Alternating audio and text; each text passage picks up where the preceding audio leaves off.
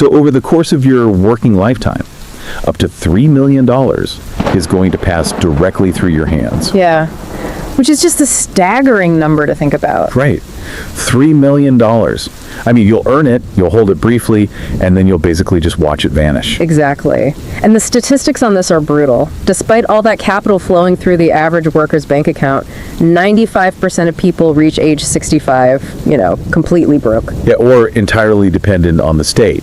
Or they're forced to just drastically downgrade their lifestyle just to survive. Right.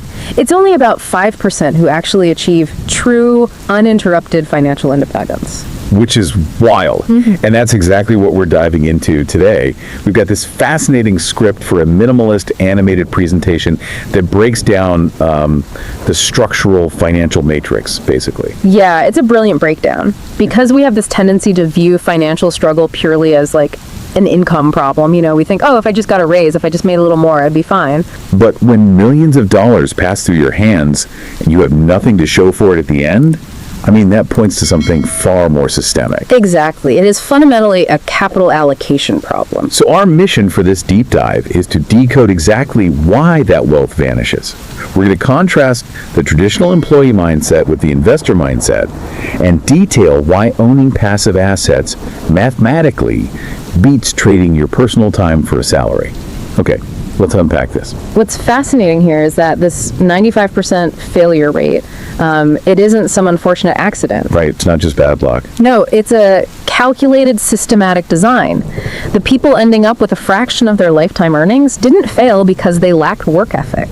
I mean, they failed because they were operating inside an economic playbook that was engineered to extract every dollar of wealth they created before it could ever actually compound. It makes me think of an analogy like we are taught to view our careers like trying to fill a bucket with water. Yeah. Right, the water is your income. Yeah. But operating on the standard W-2 employee playbook, it's more like trying to carry water in a bucket that's just riddled with invisible holes. I mean, no matter how much water you pour in, no matter how big your salary gets, the bucket just never fills up. That's a perfect way to look at it. We're sold this vintage playbook from childhood, right? Go to school, get a safe job, buy a house, save in a bank, and then just wait until you're 65. Yeah, the classic American dream script. Right. And to be fair, there's a historical reason that script was written. I mean, it actually worked reasonably well in the post-World War II era for our grandparents. Sure, because a single income could actually buy a house back then. Exactly. It could support a family, guarantee a pension. The math actually added up. But today, the global economic machinery has evolved so drastically that operating on that exact same script is, well, it's guaranteed financial suicide. Because the economy digitized and globalized, but the education system it stayed completely static. Precisely.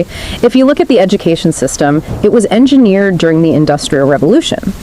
The institutional goal wasn't to create, savvy capital allocators. Right, they didn't want a bunch of independent thinkers. No, they needed compliant factory workers. They needed people who could operate complex machines and process paperwork, but remain fundamentally uneducated about capital mechanics. So they'd never question the system. Exactly. You graduate knowing the hypotenuse of a triangle, but with zero understanding of the tax code or how compound interest destroys you when you carry debt. Which brings us back to that leaky bucket analogy.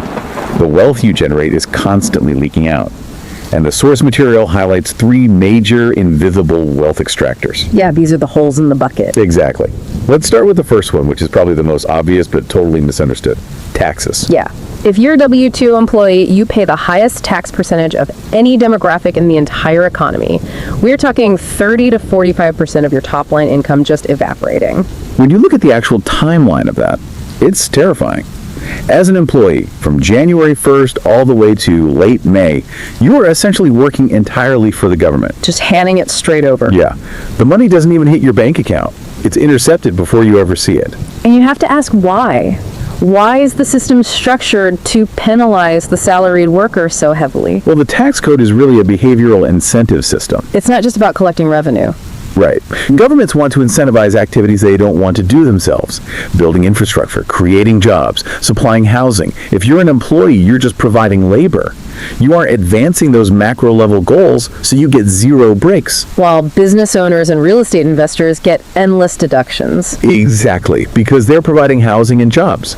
So employees get paid, get taxed on the gross amount, and try to survive on the leftovers. Investors get paid, spend money on tax-deductible assets, and only pay taxes on the net remainder. It's completely different rule books for the same game. So, taxes take the top off. But what about the money you actually manage to keep? That brings us to the second extractor, which is inflation. Yeah, inflation is devious. The source points to 1971 as the pivot point, right? When the gold standard was abolished. Yes, that's when we shifted to a fiat currency system. Money isn't backed by gold anymore, it's just backed by government decree. And inflation operates invisibly. Most people just think, oh, groceries are more expensive. Right, like eggs cost 5% more this year. But it's actually the deliberate devaluation of the currency by expanding the money supply. Over 70% of all U.S. dollars in existence were created in the last decade alone. That is an insane statistic. It is. When you massively expand the paper money chasing the same amount of goods, the prices have to rise to absorb the new currency. Wait, so if that's the case, we need to talk about traditional savings accounts. Because we're all taught that saving in a bank is the responsible thing to do. The safe choice, yeah. Right. But wait, so when we put our money in a traditional savings account, we are literally funding the bank's profit engine using our own capital as leverage, while our purchasing power erodes by like 6.5% a year. That is exactly what is happening. It's a guaranteed negative yield. You deposit your cash, the bank pays you, maybe 0.5% APY. If you're lucky. Right. And through fractional reserve banking, they turn around and lend 90% of your deposit out for mortgages and credit cards at 6 to 12%. They generate massive yield using your money while your savings rot against inflation. Okay, so taxes take the top, inflation rots the core. But then there's the third hole in the bucket, consumerism. This one is purely psychological. Specifically, the hyper-engineered attention economy. Yeah, and this is probably the most insidious because it preys on our neurobiology. We are bombarded by algorithmic marketing designed to trigger dopamine spikes. Historically, you only compared yourself to your actual neighbors. Right, keeping up with the Joneses. But today, social media amplifies this. You're comparing your unedited reality to the highly curated, often entirely fabricated wealth of millions of people online. Which creates this profound feeling of inadequacy. And that drives what the presentation calls lifestyle creep. Exactly. Lifestyle creep is the trap. It's like the moment your income goes up, say you get a $10,000 raise, your expenses immediately rise to match it. Instead of investing that surplus, you go lease a luxury car for $600 a month. You upgrade your consumption instead of your asset portfolio. So your income goes up, but your net worth just flatlines. The treadmill just keeps spinning.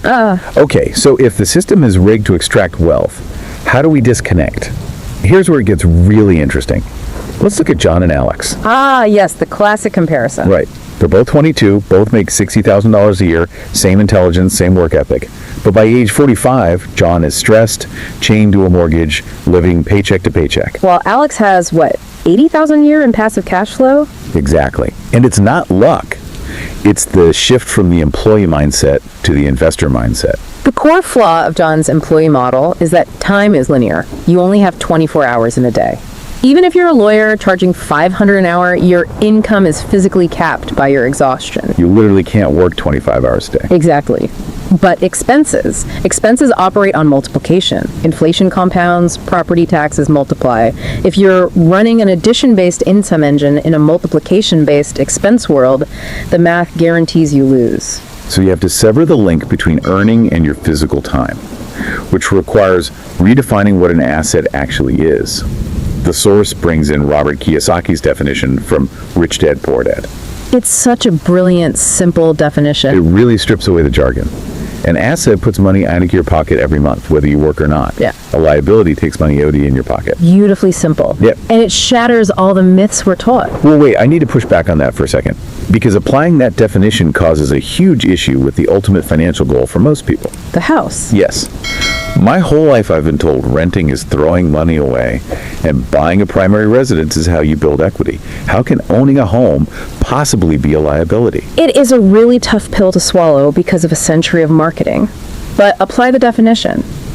Does your primary residence put cash in your pocket every month without you working? No. Yeah. Definitely not. Right. Unless you're renting out a room, money is leaving your account. Property taxes, mortgage interest, HOA fees, insurance, maintenance. Roof leaks. Exactly. Yes, the property might appreciate over 30 years, but that equity is locked up in bricks. You can't buy groceries with home equity unless you take on more debt. For most people, a primary residence is a massive liability masquerading as an asset. That makes so much sense when you frame it around cash flow instead of just paper net worth. Yeah. And if house is a hidden liability, cars are just blatant wealth destroyers. Oh, absolutely. The average North American car loan is now $700 a month for 7 years. For a depreciating piece of metal that drops 10 to 20% in value the second you drive it off the lot. You are literally paying interest to finance your own depreciation. It's an engine for poverty. So how do the Alexes of the world escape this? They use leverage. Right. True financial leverage means building systems that work without your physical presence. And the presentation outlines 4 forms of leverage. Let's break those down because this is the real mechanics of how you escape. So the first is labor leverage. This is traditional business, right? You employ other people.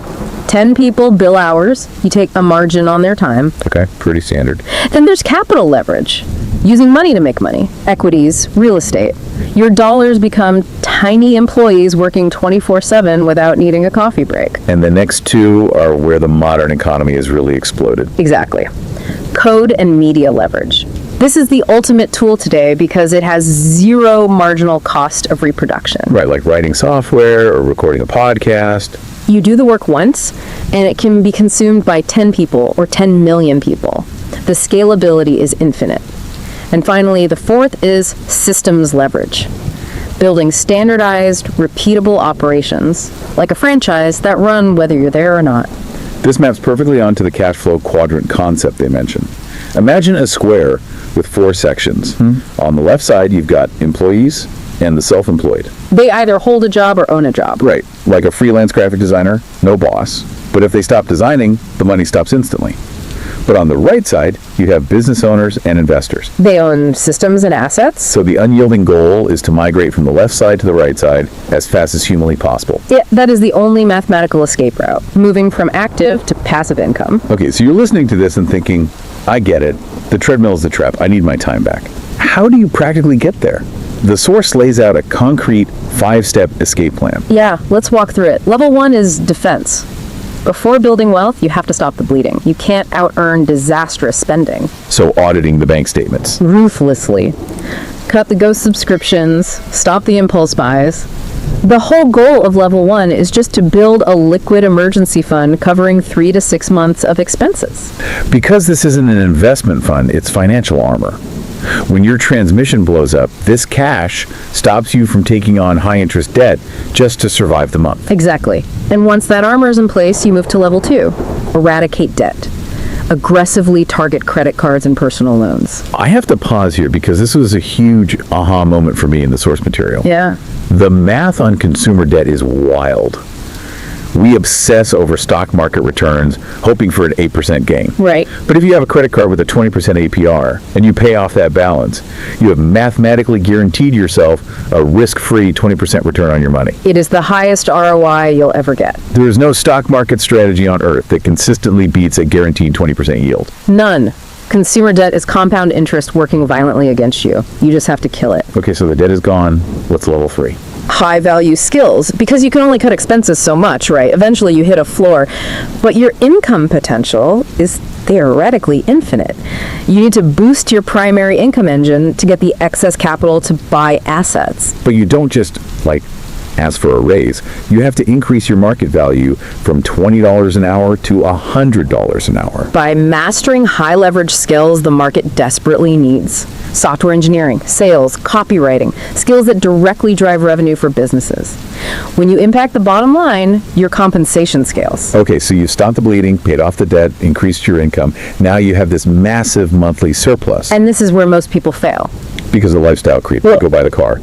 But level 4 says automated asset accumulation. Yes. You have to remove human emotion from the process. Set up automatic pipelines so the cash leaves your checking account and buys assets before you can spend it. Dollar cost averaging. Exactly.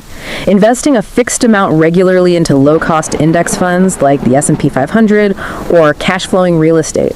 You're just systematically acquiring tiny pieces of the global economy. And harnessing compound interest, your money starts breeding. You aren't timing the market, you're just capturing the upward trajectory of human progress. Which leads to the final destination. Level 5, generational legacy. The promised land. Right. This is when the passive cash flow from your portfolio dividends, rent, whatever, comfortably exceeds your baseline living costs. This is true ownership. At this level, the necessity to work just evaporates. You might still work because you want to, but your assets are fundamentally funding your existence. If we connect this to the bigger picture, Escaping the 95% isn't just about spreadsheets, it's an identity shift. Right. You have to evolve from being a consumer, asking, how much can I spend today? To a capital allocator, asking, how much capital can I deploy today to build leverage? so what does this all mean for you? It means realizing true status isn't a leased luxury SUV or designer clothes. True status is waking up on a Tuesday morning and owning every second of your day. Nobody is coming to save you. The government won't save your retirement, schools won't teach your kids this, and your employer will only ever pay you just enough to keep you from quitting. You have to take full, uncompromising ownership of your financial destiny today. Eradicate the debt, build the skills, acquire the assets. Absolutely. But before we wrap up, I want to leave you with a final thought to mull over. We've just spent all this time detailing how the entire global economic machine relies on 95% of people acting as consumers, trading time for depreciating liabilities. The engine of the economy. Right. So what would actually happen to society if everyone suddenly woke up, adopted the investor mindset, and stopped buying things they don't absolutely need?